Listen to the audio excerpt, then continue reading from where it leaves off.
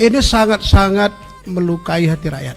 Pejabat-pejabat yang sudah diberikan amanah oleh rakyat, kita mesti berpikir betul-betul apa yang menjadi kebutuhan dasar daripada rakyat. Ini Bapak jangan sakit kuping, saya juga menyuarakan ke telinga saya sendiri nih. Anggota Dewan DPR RI tugas berjuang dan bersuara. Demikian dari Pak Herman Khairon, senior dari Partai Demokrat. Selanjutnya Pak Rafli. Bismillahirrahmanirrahim. Assalamualaikum warahmatullahi wabarakatuh. Terima kasih Ketua, teman-teman anggota juga dari Kereta Api Indonesia. Memang kalau kita lihat dari anggaran 114 triliun dengan prospek yang kita lihat seperti apa kereta api cepat ini bermanfaat gitu. Sejauh mana kita bisa melihat sejauh mana visible-nya kereta api ini dibangun. Ini sangat-sangat melukai hati rakyat. Masyarakat di pedesaan mereka masih butuh jembatan-jembatan. Toh kita membangun sesuatu yang belum jelas ini.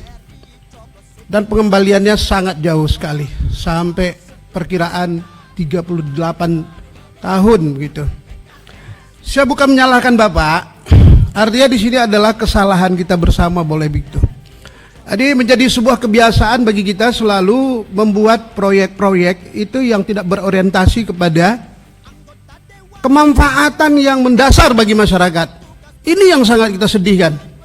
Kita lihat sekarang di medsos di mana-mana begitu rakyat sangat membutuhkan kebijakan-kebijakan yang berpihak kepada rakyat, kepada masyarakat. Di kampung-kampung, di desa-desa, malah kita membangun sesuatu yang tidak jelas apa yang menjadi keuntungannya. Kemudian ada hal yang menarik lagi. Kalau kita lihat, oke lah ini sudah terjadi. Kalau kita lihat antara proposal Jepang dengan proposal Cina, ini juga sangat melukai juga gitu loh. Nah itu, Jepang yang sudah teruji bagaimana studinya, bagaimana hebatnya, malah kita beralih ke Cina yang janjinya bisnis to bisnis, ternyata apa yang terjadi? Malah kita menambah uang negara. Ini adalah kelalaian kita. Saya nggak bisa menyalahkan siapa-siapa. Artinya secara keseluruhan kita rakyat Indonesia, apalagi kita pejabat-pejabat yang sudah diberikan amanah oleh rakyat, kita mesti berpikir betul-betul apa yang menjadi kebutuhan dasar daripada rakyat. Ini Bapak jangan sakit kuping. Saya juga menyuarakan ke telinga saya sendiri nih. Jadi kemudian kita melihat lagi bagaimana keterlibatan perusahaan BUMN itu sendiri. Inka yang kita lihat, industri kereta api kita, mereka tidak terlibat sama sekali di sini. Padahal ini adalah proyek besar. Bagaimana bisa terjadi? Ini bukan hanya di kereta api, Pak. Hampir seluruh BUMN seperti ini gitu loh. Makanya saya tidak mau mengatakan wah kita bisa aja beristilah cost of run dan segala macam, padahal pembengkakan. Jadi kita takut membicarakannya pembengkakan. Kita kasih tahu aja, jadi studi kita yang tidak selesai. Ada lagi masalah penyebab molornya pembangunan tersebut dikarenakan adanya temuan geologis tanah yang berbeda dari apa yang diperkirakan. Ini kan kebodohan. Bagaimana hal-hal seperti ini bisa terjadi? Dan ini kelaziman terjadi di Indonesia. Kita tidak selesai pada studi, kita tidak selesai pada analisanya.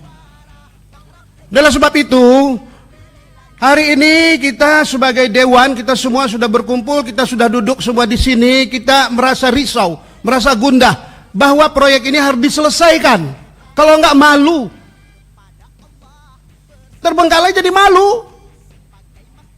Bukan hanya ini, banyak sekali proyek-proyek pemerintah yang terbengkalai, Pak. Banyak sekali. Kalau 114 triliun, kalau dibangun jembatan-jembatan di kampung-kampung, rumah-rumah masyarakat yang masih reot-reot. Nah ini menjadi apa? Ini menjadi perenungan bagi kita semua, Pak. susah. Rugi kita sholat, rugi kita bersujud. Nah ini ingin saya sampaikan, oleh sebab itu hari ini penambahan penyertaan modal negara, penyertaan modal uang rakyat. Nah ini yang tepatnya, uang rakyat yang kita sertakan di sini. Jadi gimana Pak? Sebentar Pak. Jadi oleh sebab itu Bapak, marilah yang hari ini yang sudah kita bicarakan, mudah-mudahan penyertaan modal negara yang sudah dibicarakan berhari-hari ini jangan terjadi lagi hal-hal yang di luar apa namanya. Ini betul-betul studinya harus selesai Pak, malu lagi kita penyertaan modal negara, malu, mesti ada malunya. Ini kok nggak malu ya udah keluar kita semua, cabut kita. Nah itu penting.